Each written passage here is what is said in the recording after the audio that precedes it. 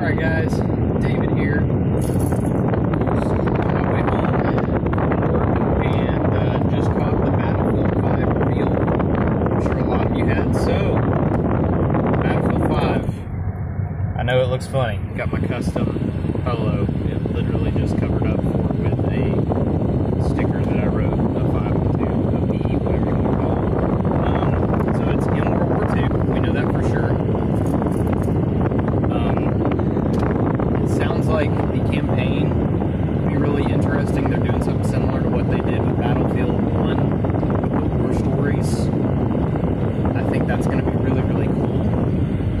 But at the same point, I wonder, why is everybody getting so upset at Call of Duty, considering Battlefield's essentially doing almost the exact same thing, except it doesn't. You can learn how to play the operator in multiplayer.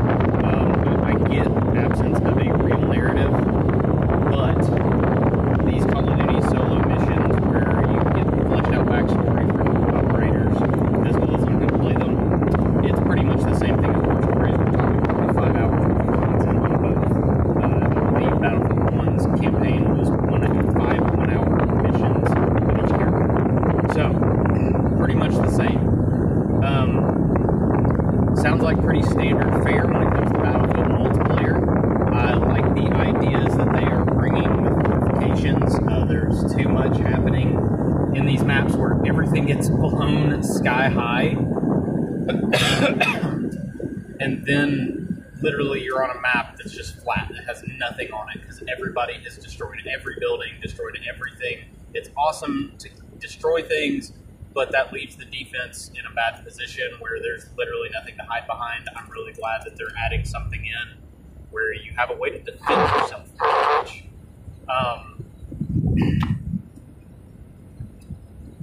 What other mechanics are there?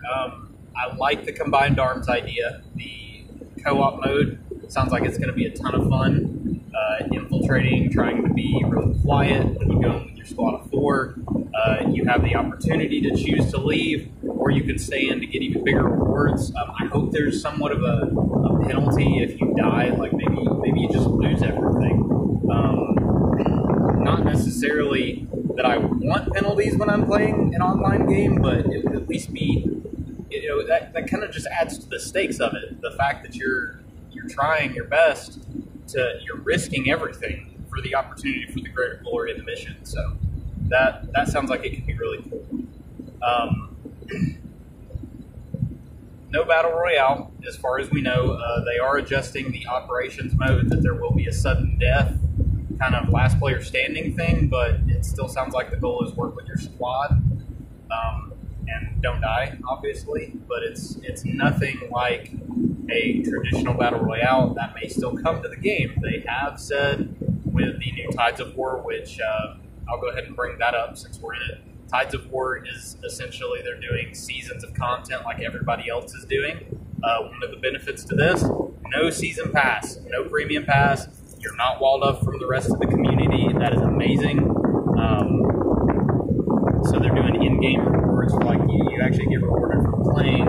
You can earn different like outfits and stuff like that. It sounds like it's following more or less the Battlefront model, or at least what the Battlefront model follows now compared to what it originally did. It's not pay to win. They were very obvious about that. But essentially, we're getting seasons and new content, meaning Battle Royale could still pop up at some point as a limited time event, as well as it could pop up as a full-on event. It might be that they just want to test it and see how a first foray goes into it. I guess lastly, in talking about this reaction to Battlefield, I don't get this. The launch date. It launches, the early enlister launches October 16th, and the regular version of the game launches October 19th.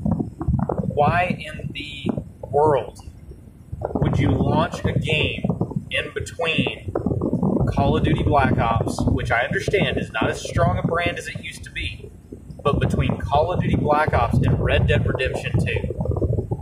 The reason that Call of Duty moved 2 weeks ahead of Red Dead is they might actually have some semblance of sales at that point. And I thought it was a good move. You play Call of Duty for 2 weeks, it's all online, cool. that gives you room for Red Dead so that you don't have to worry. Red Dead's going to have online, but that's your single player right there. Cool. You've got your 2 games. Where does Battlefield fit in the middle of all of it? That is something that I just straight up don't understand. It seems to me almost ignorant of when you're releasing. I don't know if this has been their plan, but if they just like last week were like, hey, let's release in the middle of these 2 games. Dumbest idea ever. Not that Battlefield will not sell, but I'm afraid that we're going to have a Titanfall 2 effect where it came out right in between Battlefield 1 and Call of Duty Infinite Warfare Modern Warfare Remastered, which that was a big seller, even though it wasn't a great game, it still sold. And poor Titanfall ended up in the middle of it, and I understand it had never been released on PlayStation, so it didn't have a following there. The game was maligned from the fact that it was an Xbox exclusive that was only multiplayer. But this feels very similar to what we got with Titanfall 2, where it was sandwiched between 2 big name releases and was a phenomenal game. It got 9 out of 10s and then fell off the map, and there's every chance we may never see a Titanfall 3. Battlefield, it'll carry itself based on its name value, but I feel like it's losing a whole lot of sales. I would have launched September 28th. If I were them, September 28th would have been my timeline. But what do I know? I just talk about these things. And if you're interested in talking about these things, go down in the comments below. Really want to know what your thoughts are. Want to know what's going on. But otherwise, thanks for listening, and we'll chat with you later.